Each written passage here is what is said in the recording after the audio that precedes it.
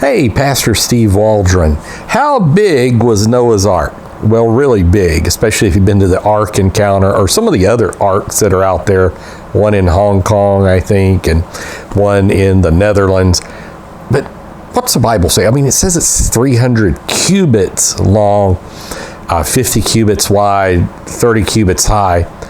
What's a cubit? Now, traditionally, that's been interpreted as 18 inches. That was the basic Hebrew cubit. What we're dealing with, though, the reason I think Noah's Ark was quite a bit bigger, and some people think Noah's Ark's been found. You know, there's a national park in Turkey that, what was that guy's name? He discovered it, and they think that's Noah's Ark.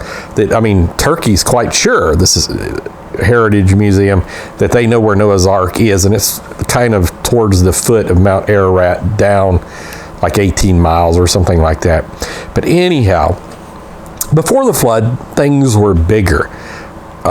It would be called megafauna. I mean, people were living to be 900 plus years old.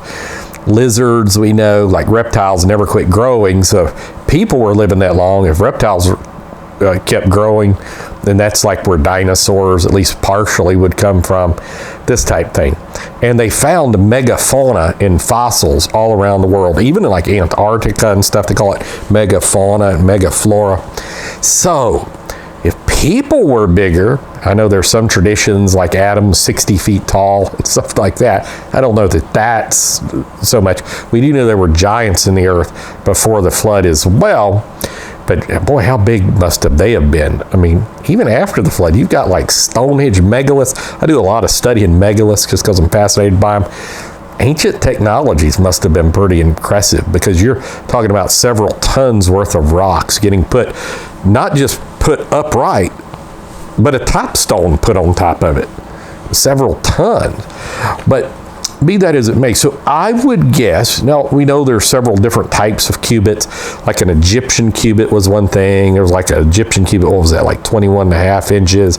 Babylonian cubit was 26 and a half inches. Maybe those are transverse. Maybe the Babylonian is 21 and a half, the Egyptian is 26 and a half.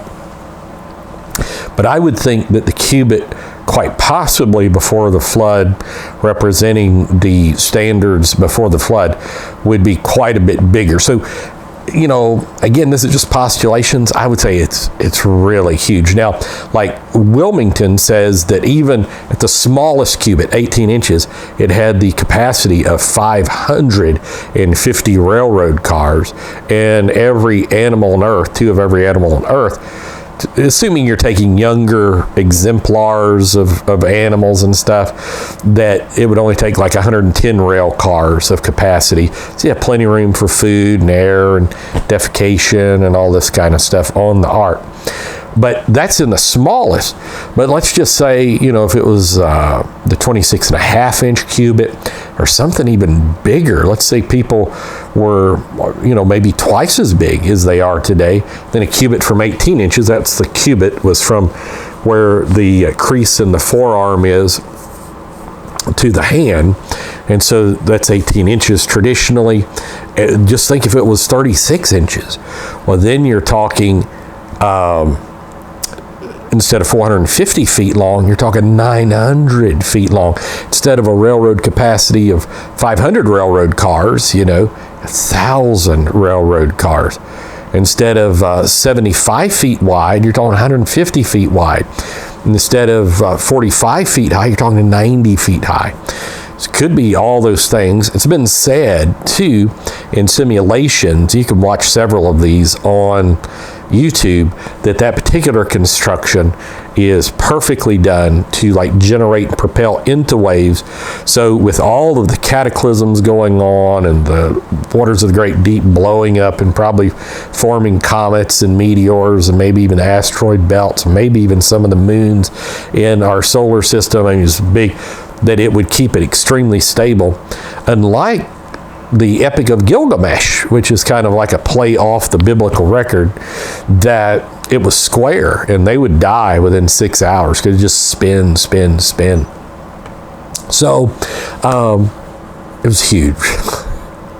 And again, the reason for this video is I just wanted to give the possibility that it's not just a commonly 450, 75 by 45 feet, that the cubit in the ancient world, there was variations in cubits. The Hebrew cubit was actually the least of the cubits to my knowledge. Babylonian, Egyptians were bigger, and then pre-flood could have even been bigger still. So it could be quite a bit bigger than we're commonly taught. God bless. Thanks for being here. Join us daily. Check out our other videos. Hit the bell notification when you subscribe. See you later. Bye.